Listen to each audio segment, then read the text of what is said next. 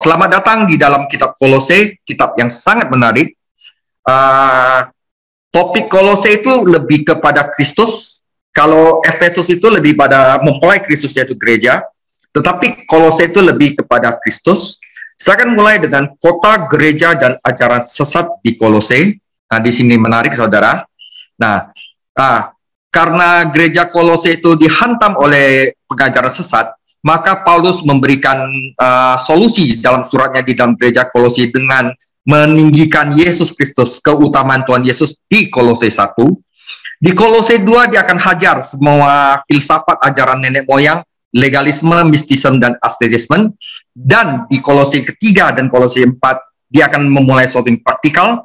Yang Kolose 3 akan berbicara tentang komunitas di dalam Kristus untuk tidak diombang-ambingkan dalam pengajaran sesat, yaitu manusia baru, hidup dalam komunitas, dan membangun keluarga Kristen yang kuat. Dan di dalam Kolose 4 berbicara tentang kekuatan dari perkataan kita. Nah, itu adalah kira-kira sinopsis dari gereja di Kolose. Nanti saya tambahkan Filemon 1, karena Filemon ada hubungannya dengan Kolose. Saudara, saya mulai. Apakah benda-benda langit atau astrologi memiliki pengaruh atas hidup kita? Apakah horoskop agama timur, zodiak, show, memiliki pengaruh terhadap kita? Apakah ada hubungan antara makanan yang kita makan dan kehidupan spiritual? Apakah Tuhan berbicara kepada kita dalam pikiran kita melalui mimpi atau melalui penglihatan atau hanya melalui firman-Nya Alkitab? Apakah agama-agama timur memiliki sesuatu untuk ditawarkan kepada orang Kristen? Apakah praktek-praktek dan ritual-ritual spiritualisme mereka ada hubungannya dengan Kristus dan kehidupan kita? Saudara, pertanyaan-pertanyaan ini terdengar sangat kontemporer. Banyak sekali orang tanya tentang hal ini. Nah, namun semuanya ini telah dibahas oleh Paulus dalam suratnya yang luar biasa kepada jemaat di Kolose.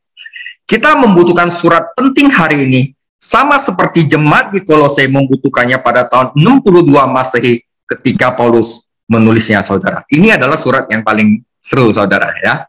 Nah, firman-Nya Kolose 1 ayat 1-2, dari Paulus, Rasul Kristus Yesus, oleh kehendak Allah, dan Timotius saudara kita, kepada saudara-saudara yang kudus dan yang percaya dalam Kristus di Kolose, kasih karunia dan damai sejahtera dari Allah Bapa kita menyertai kamu. Saya mulai dengan latar belakang Kolose. Kolose adalah salah satu dari 3 kota yang terletak di sekitar 100 mil ke pedalaman dari Efesus. Jadi Efesus itu ada di tepi laut. Jadi dia masuk lewat Meander River. Di sini ada 3 kota yang namanya segitiga kota, yaitu Hierapolis, Laodikia, dan Kolose. Ya, daerah ini merupakan titik pertemuan timur dan barat. Jadi kalau dari Cungko, dari Arab itu lewatnya itu ke Kolose dulu untuk mencapai ke Efesus dan ke Makedonia. Daerah ini merupakan titik pertemuan antara timur dan barat karena jalur perdagangan penting lewat di sana. Pada suatu waktu, ketiga kota ini tumbuh dan makmur, tetapi lambat laun Kolose merosot ke posisi kelas 2. Akhirnya Kolose adalah yang kita sebut kota kecil.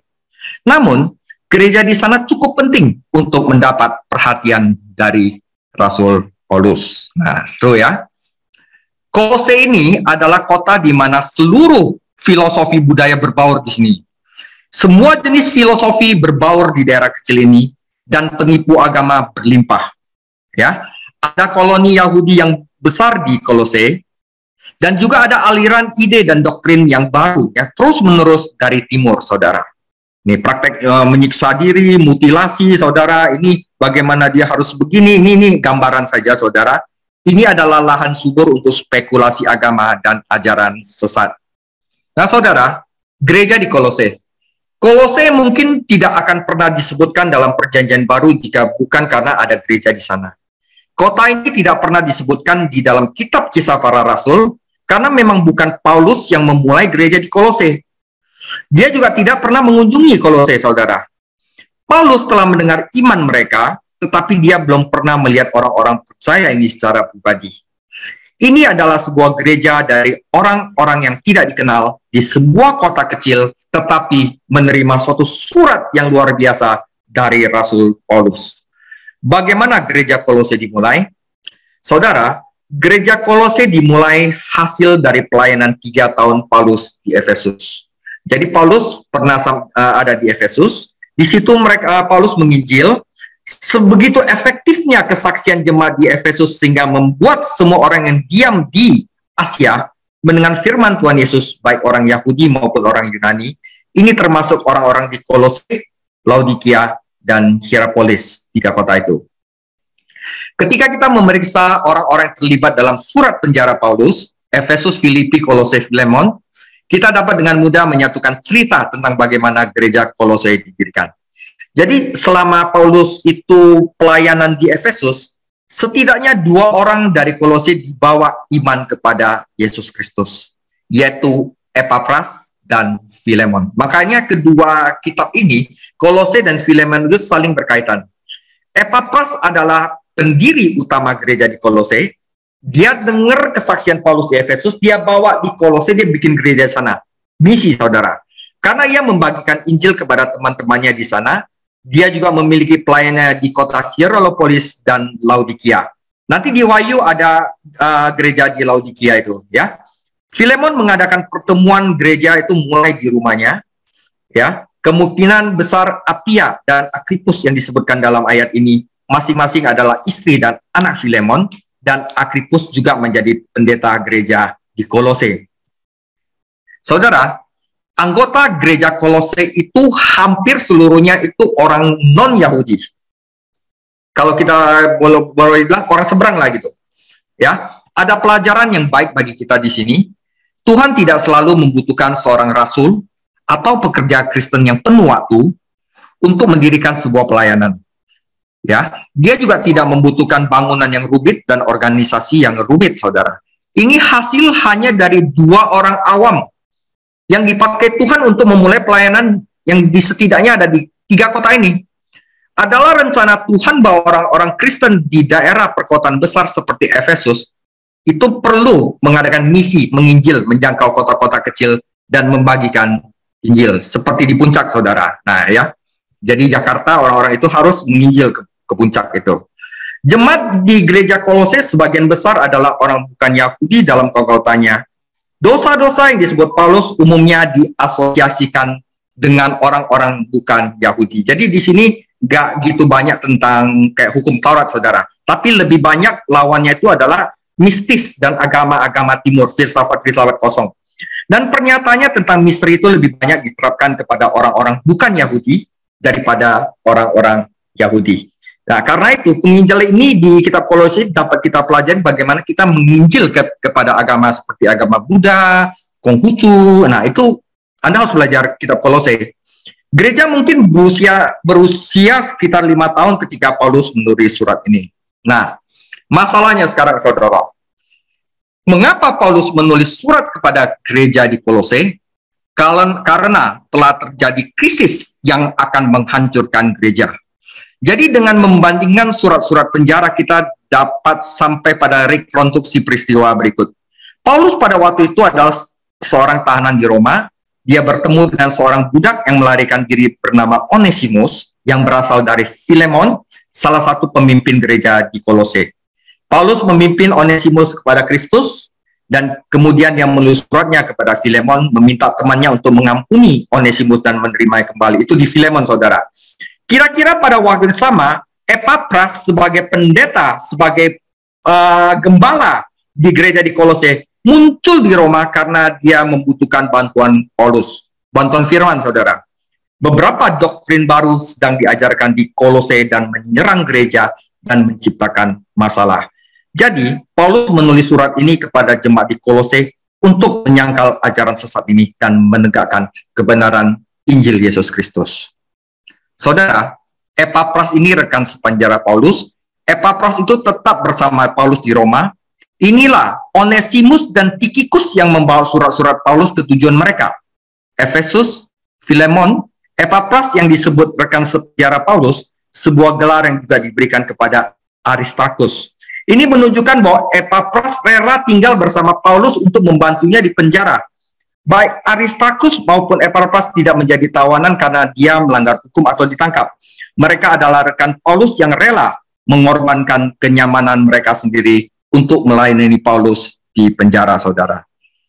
Nah, kita mulai dengan serangan-serangan bidat di Efesus. Pertama, yang nama Gnosticism, saudara. Serangan Gnosticism. Apa bidat yang mengancam perdamaian dan kemurnian gereja Kolose? Itu adalah kombinasi dari filsafat timur dan legalisme Yahudi, dengan unsur-unsur yang oleh para ahli Alkitab disebut Gnosticism. Ini berasal dari kata Yunani gnosis yang berarti mengetahui. Jadi seorang agnostik adalah orang yang tidak tahu. Para gnosis itu membual, menipu jemaat-jemaat di Kolose bahwa orang-orang yang tahu adalah orang-orang ketiga sampai pada hal-hal yang mendalam tentang Tuhan, dan mereka membual bahwa mereka adalah bangsawan spiritual di gereja. Tanpa mereka tidak bisa mengenal spiritualitas yang tinggi. Pertama-tama bidat ini menjanjikan kepada orang-orang persatuan yang begitu erat dengan Tuhan sehingga mereka akan mencapai kesempurnaan spiritual. Kepenuhan spiritual hanya bisa menjadi milik mereka jika mereka masuk ke dalam ajaran dan upacara yang ditentukan oleh bidat ini, saudara. Ada juga pengetahuan penuh kedalaman spiritual yang hanya dapat dinikmati oleh inisiasi. Inisiasi ini akan melepaskan mereka dari hal-hal duniawi dan menghubungkan mereka kepada hal-hal surgawi. Ini bidat, saudara. Ya, kita nggak perlu itu. Kita sudah cukup di dalam Yesus Kristus, saudara. Baca Alkitab, kita percaya itu Roh Kudus bekerja dalam kita. Udah beres. Nggak perlu sampai masuk ke dalam upacara, inisiasi. Itu semuanya adalah sesat, saudara. Filsafat buatan manusia. Tentu saja semua ajaran ini hanyalah filsafat buatan manusia yang didasarkan pada tradisi, bukan pada kebenaran ilahi. Itu tumbuh dari pertanyaan filosofis seperti ini, saudara. Mengapa ada kejahatan di dunia jika ciptaan dibuat oleh Tuhan yang suci? Ketika para filsafat ini berspekulasi dan merenungkan, mereka sampai pada kesimpulan yang salah bahwa materi itu jahat. Kesimpulan palsu mereka berikutnya adalah bahwa Tuhan yang suci tidak mungkin dapat berhubungan dengan materi yang jahat. Jadi harus ada serangkaian emanasi, flow forth from its source, ada medium dari Tuhan kepada ciptaannya. Sedangkan ajaran Kristen, Tuhan Yesus datang ke dunia bersama-sama dengan dunia, bahkan tinggal di dalam manusia untuk menjadi satu dengan manusia, sehingga manusia dapat menjadi anak Allah. Jadi itu semuanya adalah semua yang bidat, saudara. Mereka percaya pada dunia roh yang kuat yang menggunakan benda-benda material, saudara. Nah, benda-benda material itu nanti saya akan tekankan untuk menyerang umat manusia. Mereka juga menganut suatu bentuk astrologi, percaya bahwa makhluk-makhluk malaikat menguasai benda-benda langit dan mempengaruhi urusan-urusan di bumi. Nah, di sini saya nggak kasih ayatnya nanti kita akan bahas pada sewaktu kita akan mulai mempelajari Kolose ini, saudara. Jadi mereka percaya malaikat ini yang mempengaruhi manusia. Nanti saya akan buktikan. Nah ya, legalisme dan asketisme ditambah ke spekulasi timur adalah bentuk legalisme Yahudi. Para guru percaya bahwa ritual sunat sangat membantu dalam perkembangan rohani. Mereka mengajarkan bahwa hukum perjanjian lama, khususnya hukum makanan, juga berguna untuk mencapai kesempurnaan rohani. Padahal firman Tuhan mengatakan, jika engkau makan, nggak tambah spiritualismemu. Jika engkau tidak makan, juga tidak tambah spiritualismemu. Spiritualismemu itu ada, lengkap di dalam Kristus. Aturan dan hukum pasti memberitahu mereka tentang apa yang jahat dan apa yang baik. Bukan, saudara, ya. Karena bagi mereka itu materi itu jahat. Mereka harus menemukan cara untuk mengendalikan kodrat manusia mereka sendiri dalam mengejar kesempurnaan ini. Dua praktek yang berbeda dihasilkan. Satu aliran pemikiran berpendapat bahwa satu-satunya cara untuk menaklukkan materi jahat itu adalah melalui disiplin kaku atau asketisme. Ada orang menyalibkan diri sendiri, puasa sampai tubuhnya kering, atau melakukan hal-hal yang melukai tubuh mereka sendiri, seakan-akan materi itu jahat, saudara. Nah, itu ada di Kolose 2 nanti, ya. Pandangan lain mengajarkan bahwa diperbolehkan untuk melakukan semua jenis dosa karena bagaimanapun materi itu jahat. Nah, tampaknya pendapat pertama yaitu asketisme adalah yang paling dominan di Kolose. Nah, saudara, bidat menyerang iman Kristen. Sangat mudah untuk melihat bagaimana ajaran semacam ini merusak dasar-dasar iman Kristen.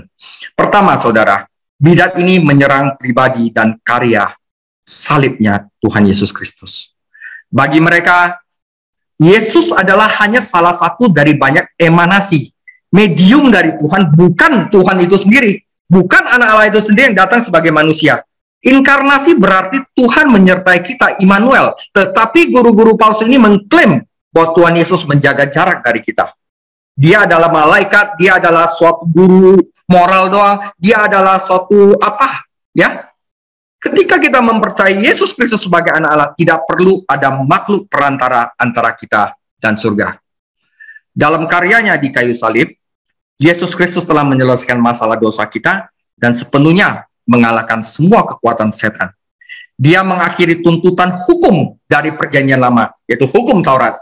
Faktanya, Yesus Kristus sendiri adalah yang utama. Yang dibutuhkan orang percaya hanyalah Tuhan Yesus Kristus, saudara. Oke. Saudara, materi tidak jahat, tubuh manusia pun tidak jahat. Yang jahat itu hati manusia, saudara. Setiap orang dilahirkan dengan sifat manusia itu yang jatuh, yang ingin mengendalikan tubuh dan menggunakannya untuk dosa.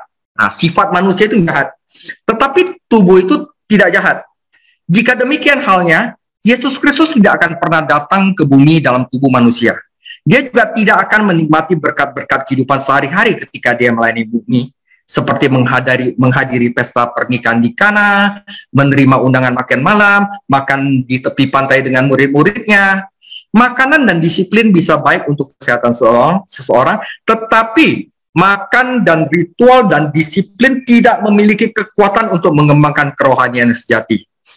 Saudara, adapun astrologi dan pengaruh malaikat dan benda-benda langit, Paulus mencela ini dengan penuh semangat.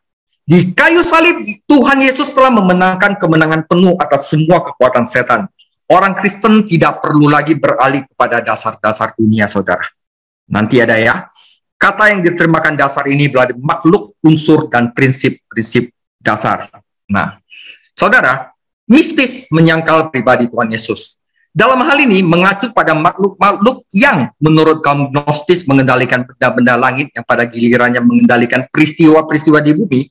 Orang-orang percaya yang berkonsultasi dengan horoskop menggantikan mistis dan tahyul dengan firman Tuhan dan menyangkal pribadi dan karya Tuhan Yesus. Ajaran palsu ini adalah kombinasi yang menipu dari banyak hal. Gabungan dari legalisme Yahudi, filsafat timur, astrologi pagan, mistisisme, dan aksesisme. Ada sesuatu untuk semua orang, dan inilah yang membuatnya sangat berbahaya, saudara. Guru-guru palsu mengklaim bahwa mereka tidak menyangkal Yesus Kristus. Mereka tidak menyangkal iman Kristen, tetapi hanya mengangkat ritual-ritual spiritualisme itu ke tingkat yang lebih tinggi. Mereka menawarkan kepenuhan dan kebebasan kehidupan yang memuaskan, yang memecahkan semua masalah yang dihadapi orang. Saudara, apakah kita memiliki bidat pada hari ini, saudara? Wah, saudara, banyak saudara dan makin terselubung. Ya, kita banyak melakukannya. Dan itu sama menipunya dan berbahayanya. Ketika kita menjadikan Tuhan Yesus Kristus dan firman Tuhan hanya sebagian dari sistem dan filsafat agama total, jadi agama bukan Tuhan, kita berhenti memberikan dia keunggulan nomor satu. Ketika kita berjuang untuk kesempurnaan spiritual atau kepenuhan spiritual melalui formula, disiplin, ritual, kita mundur, saudara, bukannya maju. Saudara, umat Kristen harus berhati-hati untuk mencampurkan iman Kristen mereka dengan hal-hal yang memikat, saudara. Seperti yoga, meditasi transendental, mistisisme timur, dan sejenisnya. Kita juga harus waspada terhadap guru-guru kehidupan yang lebih dalam, yang menawarkan sistem kemenangan kepenuhan yang mengabaikan pengabdian total kepada Kristus Yesus. Saudara, Tuhan Yesus itu mau pengabdian total. Hukum terutama adalah kasihilah Allahmu dengan sepenuh jiwamu, sepenuh dengan pikiranmu, sepenuh dengan kekuatanmu, sepenuh. Tuhan Yesus mau totalitas, saudara. Jangan kita melenceng-melenceng ke yang lain-lain. Dalam segala hal, Tuhan Yesus harus memiliki keunggulan. Jika kita memahkotai Tuhan Yesus, mahkotakan dia di tempat yang paling unggul, saudara. Saudara, ajaran sesat ini sangat bertentangan dengan ajaran Paulus. Dibutuhkan pandangan negatif tentang kehidupan. Wah, Tuhan itu jauh, materi itu jahat, kekuatan iblis terus-menerus mengancam kita. Iman Kristen mengajarkan bahwa Allah itu ada dekat di kita dan Allah menjadikan sesuatu baik meskipun ya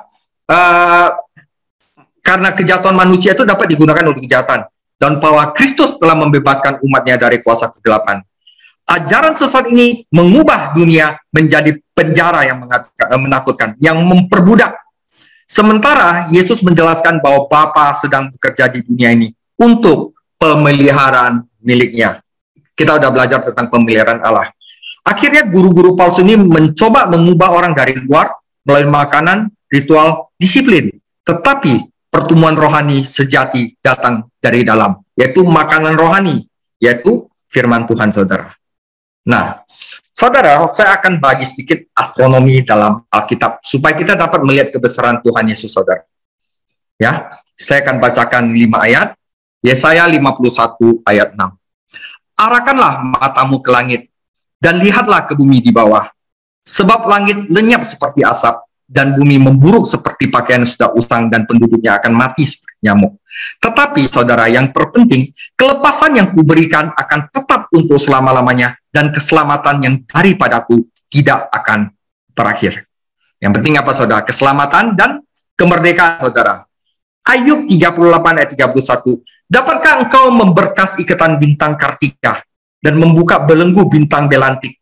Dapatkah engkau menerbitkan mintakul buruk pada waktunya dan memimpin bintang biduk dengan pengiring-pengiringnya?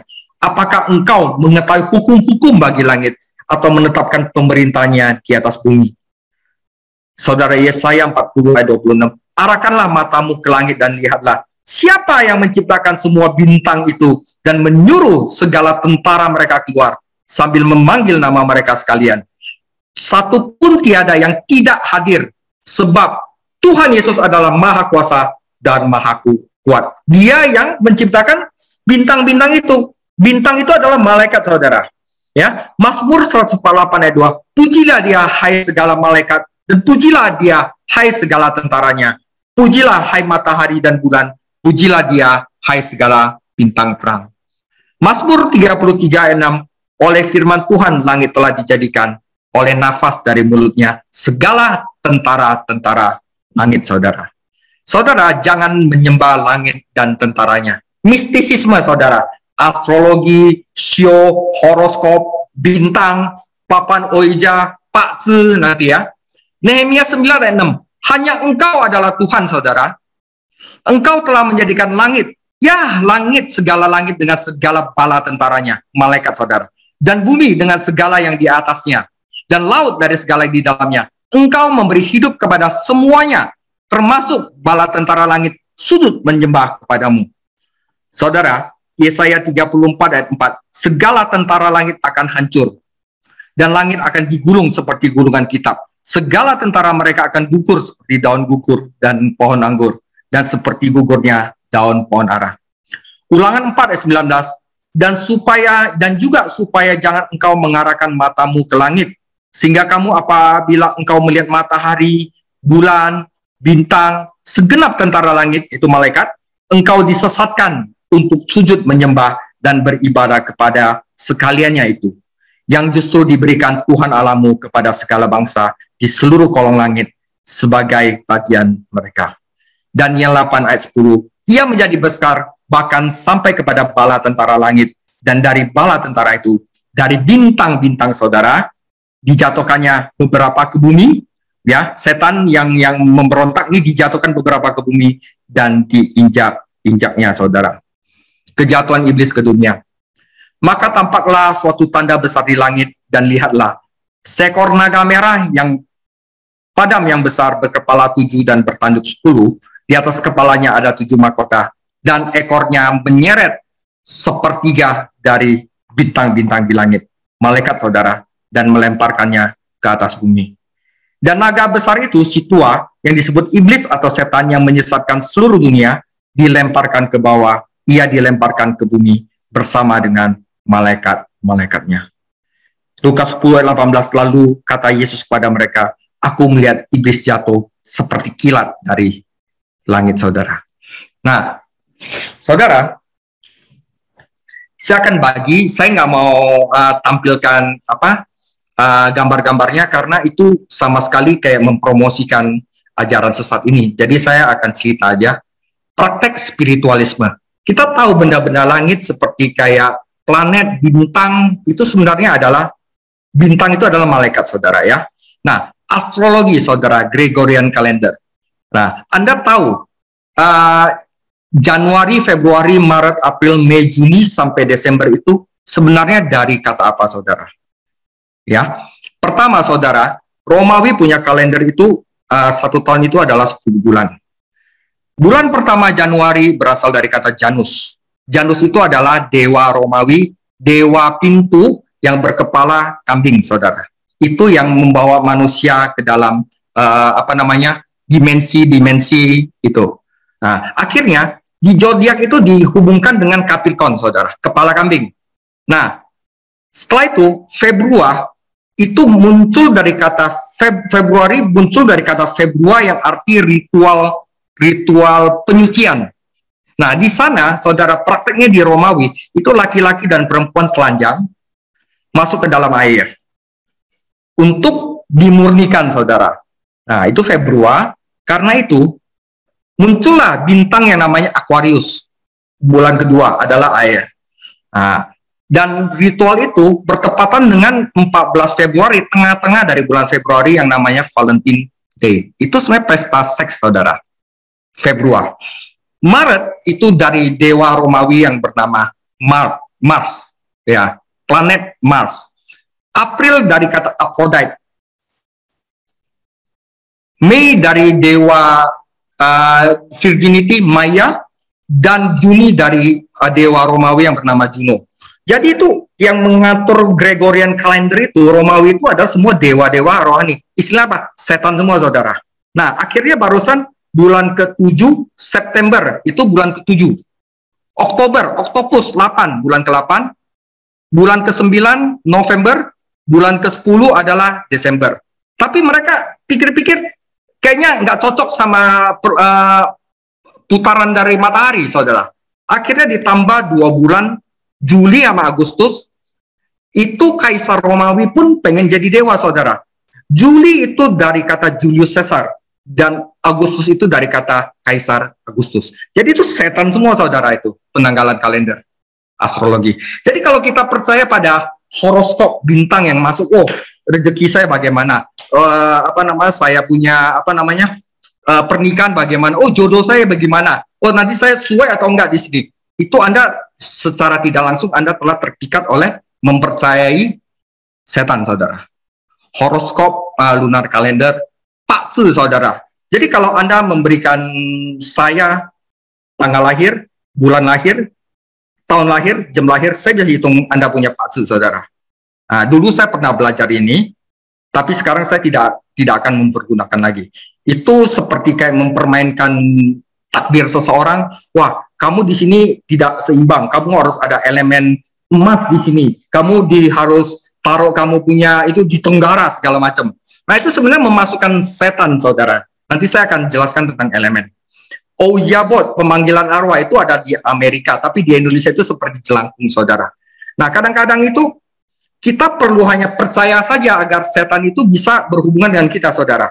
Jadi kadang-kadang kalau kayak guna-guna itu mereka akan memasukin dunia arwah yang akan memunculkan diri seperti kayak sepupu kita, ayah kita, bapak kita gitu, saudara. Tapi firman Tuhan telah mengatakan kalau orang sudah mati langsung terputus hubungannya dengan orang di dunia ini. Jadi tidak ada seperti kayak ayah kamu datang dalam mimpi untuk kunjungi kamu. Itu bohong, saudara. Kalau kamu percaya, wah, kamu udah masuk. Nah, itu adalah pemanggilan arwah. Body modification, saudara, memasukkan elemen asing ke dalam tubuh. Nanti elemen asing itu adalah elemen yang di atas besi, ya, emas, platinum, ruby, diamond, masukin ke tubuh, saudara.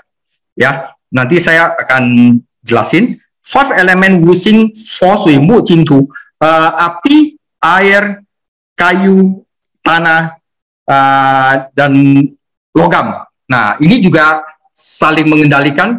Dan meditasi yoga itu seperti orang bilang kan yoga nggak apa-apa, cuman untuk olahraga aja. Tetapi saat Anda belajar lebih dalam lagi tentang yoga, Di situ Anda akan dipelajari nama Kundalini, saudara. 7 cakra kita harus dibuka seperti macam itu, saudara. Saya tidak mau menjelaskan itu karena ini sangat satanik banget, tapi jangan percaya dengan yang saya tulis di sini, saudara. Itu adalah sama aja kita mempercayai sesuatu yang di luar Yesus Kristus, ya. Nah, saudara, ini saya akan bagikan bahwa sebenarnya, saudara, di bumi ini kita cuma punya elemen sampai yang namanya iron, saudara, ferrum, besi, saudara. Jadi kalau kita minum vitamin, suplemen misalnya, kita pasti bisa makan kayak ada magnesium, kalium, natrium, kalsium, zat besi, iron gitu ya. Tapi nggak pernah dong kita makan zat emas, aurum, ya kan, platinum, kayak gitu-gitu, saudara. Nah, sebenarnya itu di bumi itu unsurnya itu hanya sampai besi, saudara. Dan ini adalah unsur yang paling stabil. Nah, dari mana datangnya yang namanya emas, yang namanya berlian, yang namanya perak, dan yang lain-lain, saudara? Bagaimana dengan unsur yang lebih berat dari besi? Itu datang bukan dari dunia, saudara. Jika bintang yang paling masif pun dapat menggabungkan unsur-unsur hingga menjadi besi saja, dari mana asal unsur-unsur lainnya seperti emas, platinum dalam perhiasan, dan uranium yang terlibat dalam begitu banyak kontroversi? Saudara, selain dari fusi nuklir yang digunakan bintang sebagai sumber kekuatan utamanya, ada proses sampingan yang merupakan pembakaran cangkang pada bintang raksasa dan proses ledakan supernova, saudara. Jadi ada ledakan di langit yang di luar jangkauannya dari bumi, yang jatuh ke bumi, saudara, yang membuat unsur-unsur ini lebih berat daripada besi. Mesti langka, keberadaannya harus mengharuskan kita untuk menjelaskan produksinya. Oleh sebab itu susuk, saudara, susuk itu harus ada sesuatu yang bukan dari dunia ini, yaitu setan, saudara. Emas dimasukin ke dalam tubuh, perak dimasukin dalam tubuh, platinum, segala macam. Nah, saudara, sedangkan manusia ini sendiri, itu dasar bumi itu, karena manusia diciptakan dari tanah, itu hanya sampai unsur besi doang. Nah, ini istilahnya bagaimana astronomi menjelaskan tentang teologi. Nah, jadi istilahnya seperti kamu memasukkan setan ke dalam tubuh kamu, saudara. Di dalamnya itu sudah ada sesuatu yang tidak baik, gitu loh, saudara. Nah, saudara, sekarang ini saya masuk gambaran umum surat Kolose. Dengan latar belakang ini, kita dapat melihat surat Paulus kepada jemaat di Kolose dan mendapatkan gambaran umum tentang apa yang ditulis.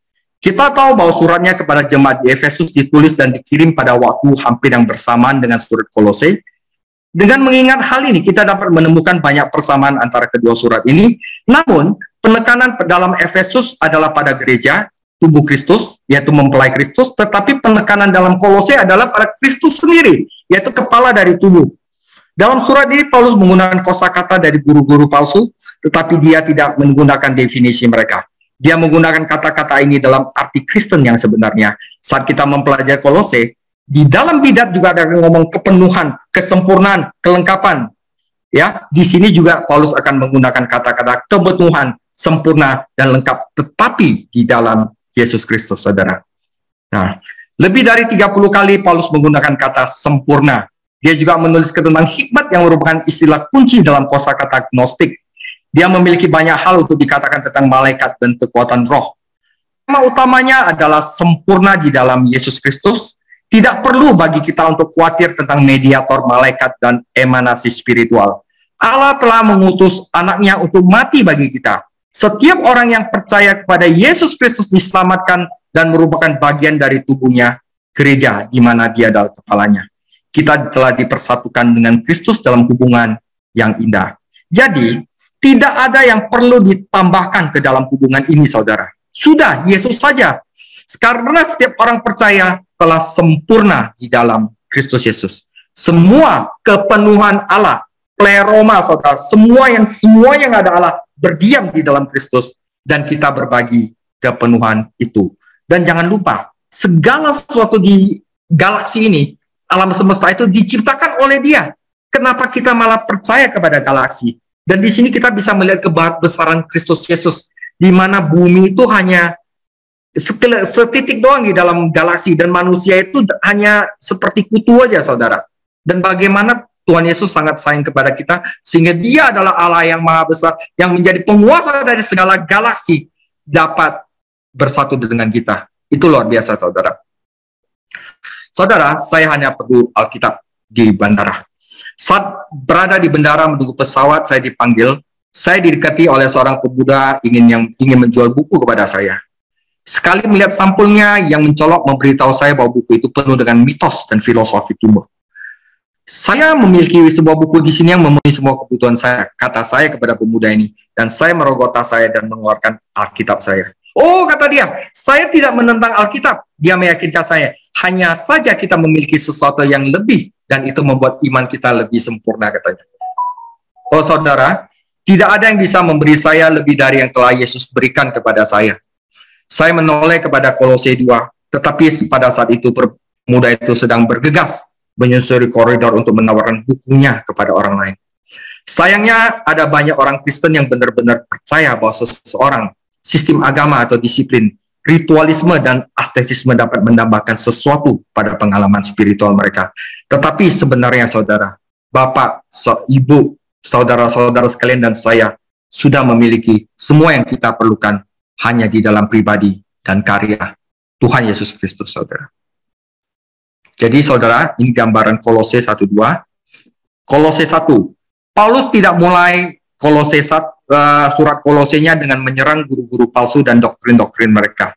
Dia mulai dengan meninggikan Yesus Kristus dan menunjukkan keunggulan Yesus Kristus dalam 5 bidang. Pesan Injil, penebusan, penciptaan, gereja, dan pelayanan Paulus sendiri. Orang-orang yang kepadanya Paulus menulis tentang menjadi orang Kristen karena berita Injil yang dibawa kepada mereka oleh Epaphras. Jika pesan ini salah, maka mereka tidak diselamatkan sama sekali. Jadi setelah dia meninggikan Yesus Kristus, begitu ia telah menetapkan keunggulan Kristus, maka Paulus menyerang bidat di dalam pengajaran mereka sendiri, yaitu di Kolose 2, saudara.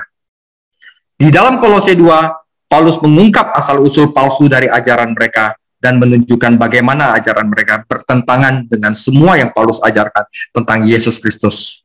Orang percaya yang menguasai bab ini, saudara, orang percaya yang menguasai bab 2 dari Kolose, tidak mungkin disesatkan oleh pengajaran-ajaran kekristenan yang baru dan lebih baik, yang berpotensi untuk mempesona dan memikat, saudara.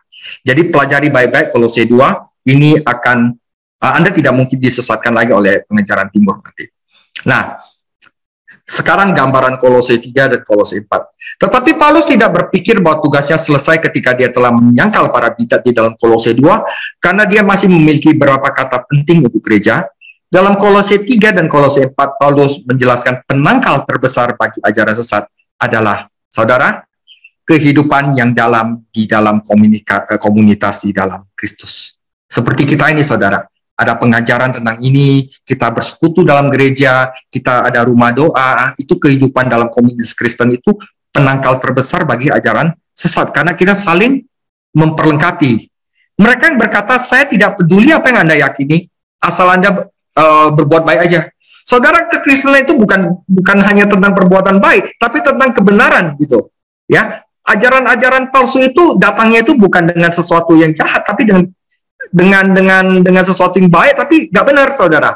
Ya, asalkan ya apa yang kita yakini menentukan bagaimana kita berperilaku. Jika kita percaya bahwa materi itu jahat, kita akan menggunakan tubuh kita dengan satu cara. Tetapi jika kita percaya bahwa tubuh kita adalah bait Roh Kudus, kita akan hidup sesuai dengan itu. Saudara, pengajaran yang salah selalu mengarah pada kehidupan yang salah. Pengajaran yang benar harus mengarah pada kehidupan yang benar.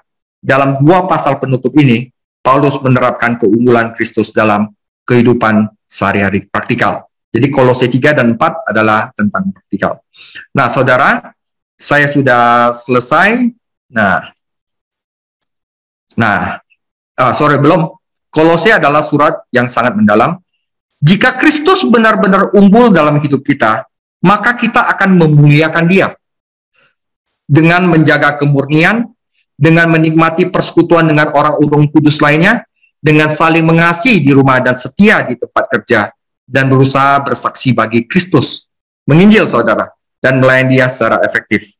Kecuali doktrin mengarah pada kewajiban, itu tidak ada gunanya bagi kita.